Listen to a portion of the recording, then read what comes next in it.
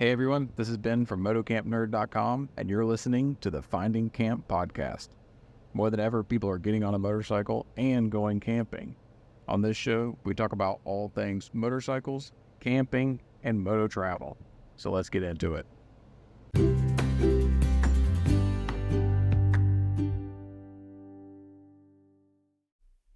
So, an extension on the last episode about camping in the cold. I wanted to kind of talk more about cooking in the cold weather because iso-butane canisters are susceptible to cold weather. Now, excuse me, because I've been sick, so I didn't get an episode out last week, and I'm a little delayed getting this one out. I'm still recovering, and if my voice sounds funny or if I'm clearing my throat a lot, I'll try to cut it out or pause it and edit it out as we go through. So, getting into iso-butane canisters for cold weather cooking, the key is keeping your gas hot.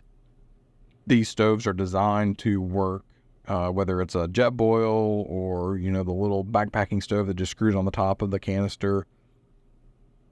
Their optimal working temperature is 70 degrees Fahrenheit, and I say around that for most brands, because that will put the pressure of that canister at around 40 to 50 psi, and that really depends on the mix. But those are the optimal temperatures and pressures that most backpacking stoves like to operate in. Now, the biggest variable for what your pressure is going to be at different temperatures is going to be the mixture. Every brand and every company has their own, label and mixture and whatever else. And they all work. And of course, JetBoil's going to say, well, their mixture works best for their stoves, which is probably right. They probably have a mixture that's optimal for their stove. But it doesn't matter what canister of iso-butane that you use. Generally, all of them are going to work for all the stoves that are out there. Now, I'm going to use the one that I know of because we sell it in our store, is the Olicamp brand of iso-butane. This actually has a mixture of just iso-butane and propane. And let me rewind and kind of break down the differences. So butane, or N-butane, you may see it labeled as, has a vaporization point or a boiling point, so that the actual liquid fluid fuel is actually boiling to create pressure inside the canister. The boiling point for butane that's in like a lighter is 31 degrees Fahrenheit. So if you put it in your freezer and your freezer is set below 31 degrees Fahrenheit or at 31 degrees Fahrenheit and you pull it out and try to light it, it's a good chance it's not going to work. It's not going to light because the fuel inside cannot vaporize because it's too cold. Iso-butane, or I-butane, you may see a marking on, is 11 degrees Fahrenheit. So again, we're dropping the temperature down.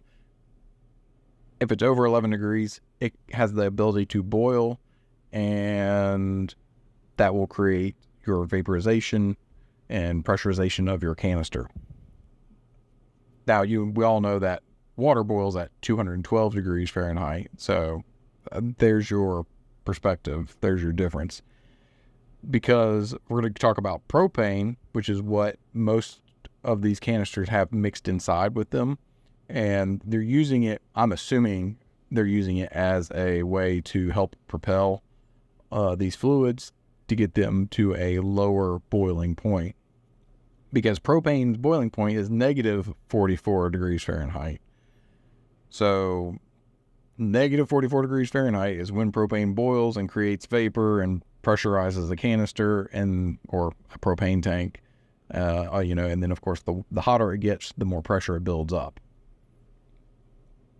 And so the Olicamp ones that we sell in our store have 25% propane and 75% iso-butane.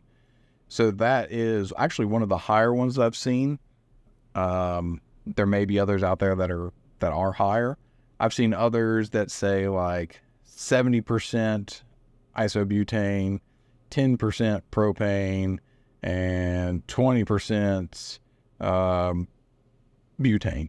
Like they just have their different mixes, or some of them may be a higher mix of butane, and maybe 50 or 60% butane and 30% isobutane, and then 10% propane.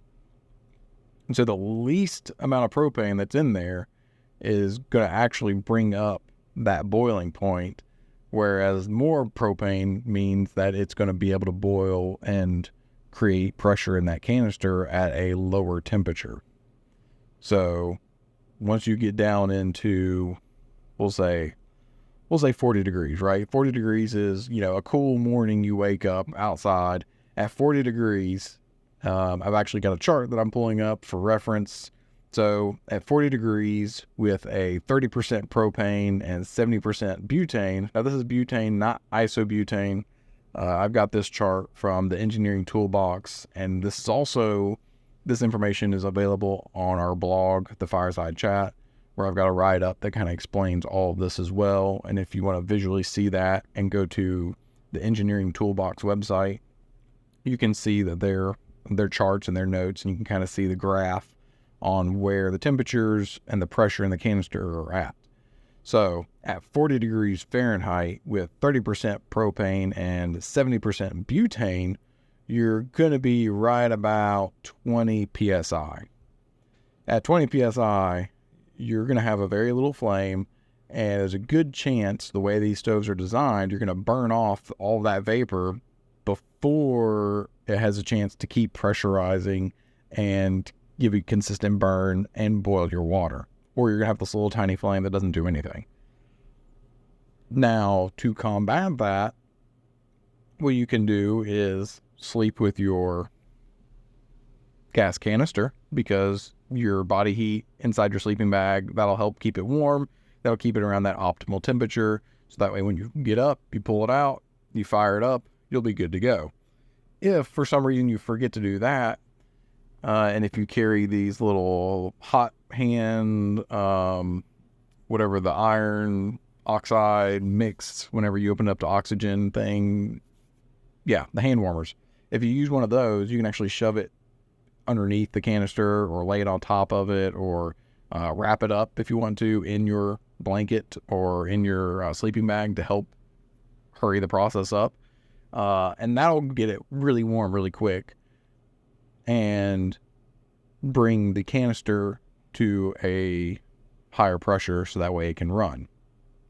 Now, when I was talking about the stoves being optimally and the gas being optimally running at 70 degrees Fahrenheit, that puts you in that 40 to 50 psi range for most of these stoves.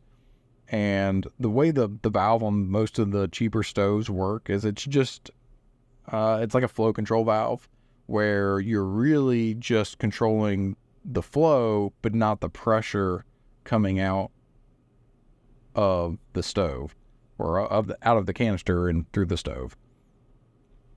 Compared to something like the Jetboil, like the Mighty Mo or the Mini Mo, anything that has Mo in the name, there's a regulator on that. And I believe MSR has one as well on the, what is it? I gotta look through my notes really quick. On the MSR Pocket Rocket Deluxe, I am pretty sure they also have a regulator built on to them. What this does is, instead of just having a flow control where you're kind of thinking about the water faucet on your house, right? The water pressure in your house is, we'll say 50 psi. When you open up the faucet outside, you still consistently have whatever the house pressure is. And as you open the valve up, it's just going to let it all out, and you're really using your valve to control that. Whereas if you have a regulator, I guess that's a bad example because you have a regulator on your house and it's not going to be above that, but we'll roll with it anyway. Versus a regulator on this gas stove, if your regulator is set, I think I read somewhere that they're around 15 to 20 psi, maybe even lower depending. That means that you can open up your valve and it's only going to need 15 psi or 20 psi to run that stove optimally. And so it will be able to run at a lower pressure because of the diaphragm and the spring and the way it's designed in there. And so you're letting the gas out when you open it up with the valve, but instead of using the valve to throttle how much is coming out, the regulator is doing the work for you. So it's maintaining pressure on the canister and only letting out so much pressure as it needs to run. So it's actually good, not just for the cold, but even for when you're out regularly camping and it's not cold out, because this helps give you a more efficient burn. And so you're not using up as much gas as you would versus a cheaper stove that just uses a flow control valve and uses wide open throttle, right? So anyway, circling back, the lower the pressure, you're not going to get it with a regular stove because it doesn't have a regulator on it. If you get one with a regulator on it, it'll help it in colder temperatures because of that regulator requiring it less pressure. So at 40 degrees Fahrenheit, you've only got 20 psi. A regulated stove is going to run better. Now, the other option would be getting a liquid fuel stove, the MSR Whisperlite Universal. Actually, it's a liquid fuel stove, so you can use the gas canisters with white gas or diesel or kerosene, gasoline, but it also has an adapter for the iso-butane canister to use it upside down. And so you're not using the gas vapors from the canister. Instead, you're actually using the liquid fuel. And those stoves have that little copper or brass preheat tube that goes over the flame. And so those also have like the primer, right? So you've got to prime it and light it. And so you'll get a really small burn. But then after it warms up, it's heating up that little tube. And so you're getting the liquid going through that tube. And it's superheating it to create a vapor that the stove will then burn the vapor, not the liquid. So that would be the other option if you don't want to have to put your excuse me. That would be the other option if you did not want to put your gas canister or have to deal with keeping your gas warm. You'd be able to use the liquid fuel stove by turning your gas canister upside down, which is actually really cool because then you still have the benefit of using the Whisperlite Universal for all the other liquid fuels if you need to use it, just a multi-use fuel stove. So whenever you're picking out your stoves, kind of consider, where you're going to be camping. If you're going to be doing a lot of cold weather camping, plan ahead. Like I said, try to keep in mind and remember to throw your canister in the sleeping bag with you. If not, have some of those hot hands or hand warmers readily available to keep it warm. Don't use like a torch or something to warm it up. That's a really bad idea because these canisters aren't necessarily sealed that great. They're if you look at the seal on these gas canisters, they're crimped together. And I've seen and heard of people using propane torches or whatever torches and heater blankets to warm up propane tanks, especially up north when it gets really cold. Canada border and further up down when you get below zero. Like we talked about, propane boils at -44, but you can still burn off a lot of the vapor faster than it can create and keep up. And then you may have appliances or, your heaters may not be burning efficiently. And so in those really, really cold climates, if they're using propane, sometimes they'll have to use a heating blanket or torch or something to help get the gas hot and to create pressure to keep their appliances and keep their heaters running. There's always when I worked at the propane company, there was the the older guys who had been there for years talked about how when it was really, really cold outside, sometimes when a tank had to be, the valves had to be replaced, or if the tank was needing to be recertified and you have to replace all the valves, they would actually bury tanks in snow to keep the gas really, really cold. And hopefully if it got really cold outside too, it helped. But it's a pain in the butt having to turn the tank upside down, pump all the propane out of it, flare it off, just so you can pull the valves out, replace the valves, put them back in, and then fill the tank back up and put it in service, right? So the old school way was to get it really cold or wait for a really cold day and then be able to flare it off really fast, get off all that pressure, and then spin the valves out and put new valves back in it before the pressure built up enough in the tank to cause an issue. I thought that was pretty interesting. I would never try that because that sounds like a terrible idea, but just because I wanted to rant about propane and interesting things, I told you that story. So anyway, moral of the story, look for a higher mixed canister when you're using your iso-butane stoves. The more propane you get in there, the more pressure it's going to have at a lower temperature, and it's going to be a little bit better use stove. If it's more butane, again, same thing. You'll see a marking, it may say N-butane or just say plain butane. That's the one that's going to boil at 31 degrees Fahrenheit, whereas iso-butane, or if you see a marking that says I-butane, that's going to be 11 degrees Fahrenheit. So again, it's a little bit better in a colder weather situation than just plain butane is. And then, like I said, if you get something that's got a higher propane content, 20 to 30%, that would be ideal. So that way you get a more efficient, or I should say a better pressure at a lower temperature. So that way your stove runs more efficiently. So if you have any questions on any of this, of course, reach out.